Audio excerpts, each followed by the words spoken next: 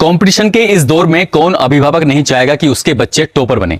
आज की जो सच्ची घटना मैं आपको सुनाने जा रहा हूं, इस सच्ची घटना में भी कुछ ऐसे ही होता है। एक मां अपनी बेटी को क्लास में टॉपर बनाने के लिए ऐसी कौन सी कोशिश थी जो नहीं कर रही थी। उसके खान पान से लेके उसके कपड़े, उसकी किताबें, इन सब के अलावा भी वो ट्यूशन पढ़ाती थी, स्कूल भेजती थी समय पर। साथ ही वो अपनी बेटी को जब भी मौका मिलता था तब तब उसको पढ़ाया करती थी। हर एक सब्जेक्ट को बारीकी से ध्यान देके पढ़ाया करती थी। लेकिन जब भी रिजल्ट आता था वो बेटी क्लास में टॉपर की जगह सेकंड टॉपर आती थी।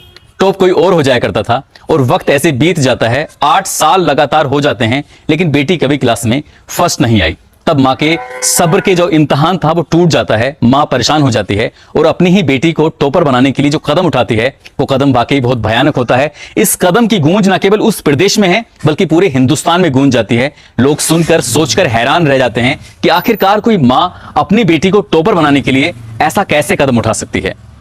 आदाब, नमस्कार, सत श्री अकाल। मैं उस्मान सैफी। आज की जो सच्ची घटना मैं आपको सुनाने जा रहा हूं, ये सच्ची घटना है पुदुचेरी। एक इलाका है, एक जगह है, प्रदेश है, उसी का एक इलाका है कराईकल। दरअसल वहां पर एक निजी स्कूल है, प्राइवेट स्कूल है, और प्राइवेट स्कूल में 2 सितंबर 2022 को जब स्कूल की छुट्टी हो जाती है, फ्राइडे का दिन होता है, सब बच्चे अपने अपने घरों के लिए निकलने लगते हैं। एक बच्चा है जिसकी उम्र लगभग 13 साल के आसपास है, जो कि कक्षा 8वीं का छात्र है। नाम है बाला मणिकंदन। इसकी तबीयत खराब हो जाती है, वो उल्टियां करने लगता है।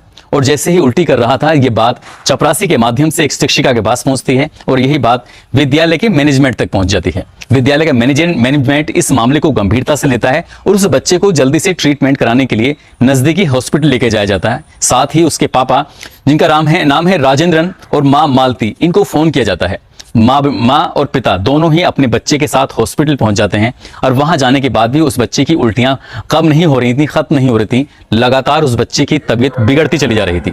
डॉक्टर अपने तरीके से उसका उपचार शुरू कर देते हैं और उपचार शुरू करने के दौरान ही उसके माँ बाप से कहते हैं कि तुमने बच्चे को कुछ ऐसी चीज दी है इसको खाने के बाद फूड पॉइजनिंग हो गया है, जिसकी वजह से इसकी तबीयत लगातार डाउन हो रही है, बिगड़ रही है। तभी बातचीत करते करते जब उस बच्चे को कई घंटे के बाद होश आता है, रात के 12 या 1 बज जाते हैं 2 सितंबर 2022 को, तब माँ अपने बेटे से कहती है कि बेटा, तुमने ऐसी क्या चीज खाई थी जिसकी वजह से तुम्हारी तबीयत खराब हो जाती है। तो बेटा अपनी माँ से जो बताता है तो उसे सुनकर माँ हैरान रह जाती है, परेशान हो जाती है, सोच में पड़ जाती है कि आखिरकार ऐसा कैसी बात कर रहा है। दरअसल वो कहता है कि माँ, तुमने जो 2 बोतल जूस भेजा था मैंने वही तो पिया है। ये बात सुनने के बाद कुछ देर के बाद फिर बच्चे की हालत बिगड़ने लगती है और बिगड़ते बिगड़ते 3 सितंबर आ जाता है।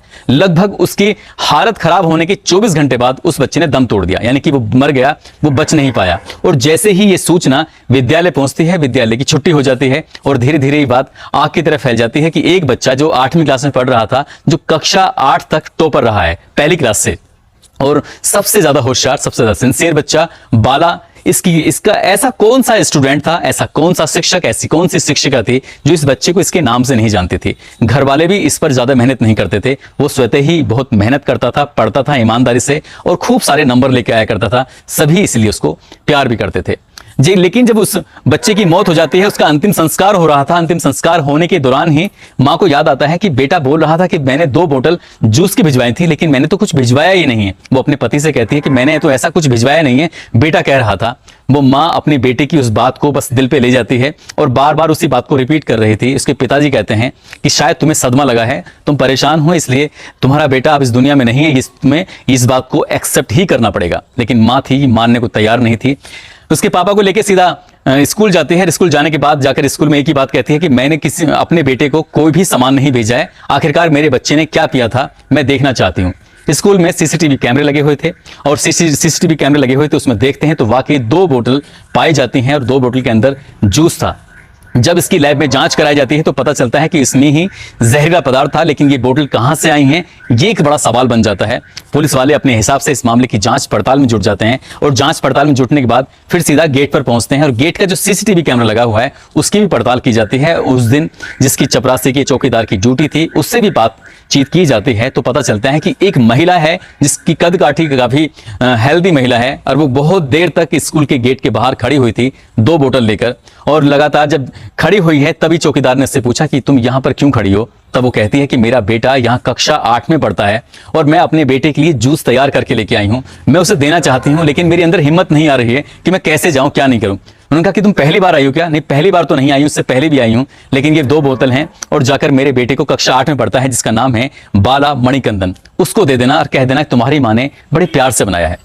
चौकीदार ऐसे ही करता है और चौकीदार उस बच्चे को ये बोतल दे देता है और इस बोतल को पीने के बाद उस बच्चे की हालत बिगड़ जाती है। लेकिन सवाल अब यही था कि आखिरकार ये बच्चा कौन है, क्यों इसको ये जूस पिलाया गया, क्यों इसकी हालत खराब कराई गई, क्या मामला है? जब पुलिस अपने स्तर से इस मामले की जांच पड़ताल में जुटती है तो वाकई ये चौंकाने वाली बात सामने आती है। और इस महिला का नाम होता है सगाया रानी विक्टोरिया।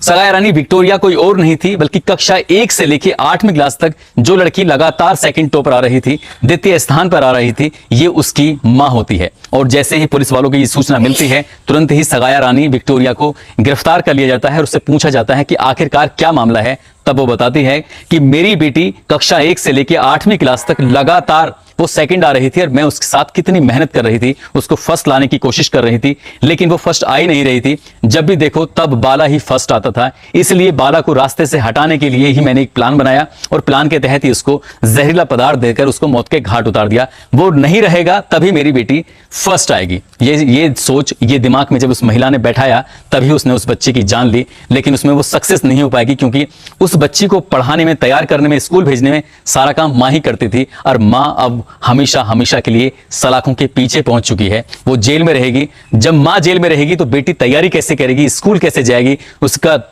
ट्यूशन का कौन ख्याल रखेगा? तो जो उसके मंसूबे हैं वो सब कुछ धरे के धरे रह गए हैं। लेकिन एक बच्चे की जिंदगी हमेशा हमेशा के लिए खत्म हो जाती है और एक बच्चा एक जिंदगी की फाइट के लिए, जो बेटी सेकंड आ रही थी, वो भी शायद कहीं ना कहीं अब उस मुकाम पर नहीं पहुंच पाएगी जो माँ ने सोचा था। दोस्तों, इस घटनाक्रम को सुनाने का उद्देश्य किसी को परेशान करना नहीं है, किसी का दिल दुखाना नहीं है, बल्कि आपको जागरूक करना है, आपको सचेत करना है। जाते जाते कुछ लोगों के जो जन्मदिन है, जिसमें नवनीत सरोज, गुलशन जहां, अरमान कुरैशी, ऋचा देवी बिहार से हैं, काव्या, दीपक कुमार, दीप, प्रीत कटारिया, प्रिंस कुमार नेपाल से हैं, पूनम रानी, इन सभी को जन्मदिन की बहुत बहुत शुभकामनाएं, बहुत बहुत मुबारकबाद। साथ ही कुछ लोगों ने नाम लेने की अपील की थी। इसमें रेखा रानी है, परवेज खान है, सादिया खान, नवाब सैफी, अवधेश, सुहाना, शहाना, ओम प्रकाश यादव, जगदीश बिश्नोई, सादिक खान, चांद सिद्दीकी, रिंकू, रहमत, अजय राठौर, अमजद, मुख्तार, नारायण, करण कुमार, त्रिवेंद्र सागर, मोहम्मद शाहरुख, मुकेश कुमार, गोविंद, अनुराग, नजाकत हुसैन, मोहम्मद जैद, मोहम्मद जैन, मुरादाबाद से हरी सिंह, छोटू कुमार, सोनू पटेल दिल्ली से, विवेक कुमार,